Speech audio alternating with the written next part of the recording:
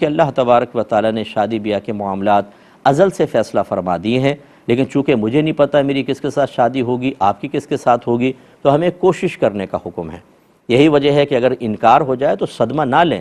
میں نوجوانوں سے گزارش کرتا ہوں، بیٹا کوئی خودکشی کرنے کی حاجت نہیں ہے، بلکہ تقدیر الہی پہ توجہ کریں، اللہ کے فیصلہ ازلی کو اپنے پیش نظر رکھیں اور اللہ سے عرض کریں، یا رب کریم میں نے کوشش کی، میرے دل دکھا ہوا ہے کہ میری مطلوبہ جگہ شادی نہیں ہوئی، لیکن اس کی شادی کہیں اور ہو جانا یہ ظاہر کرتا ہے کہ تیرا فیصلہ یہی تھا کہ میری شادی اس کے ساتھ نہ ہو، اور اے رب میں تیری رضا پر راضی ہوں۔ یہ ہے کمال ہمارا۔ ہم تو عالم بغاوت اٹھا لیتے ہیں، یعنی اللہ تعالیٰ ہماری مرضی کے مطابق فیصلے کرے، معاذ اللہ ثم معاذ اللہ وہ بندے کی مثل ہو جائے اور ہم رب کی مثل ہو جائیں کہ ہم اس کو حکم دیں۔ یہ چیز ذرا بچوں کو بھی سمجھانے کی ہوتی ہے۔ ایسے ہی جب کسی جگہ شادی آپ کی ہو جاتی ہے تو یہ آپ کا کوئی کمال نہیں۔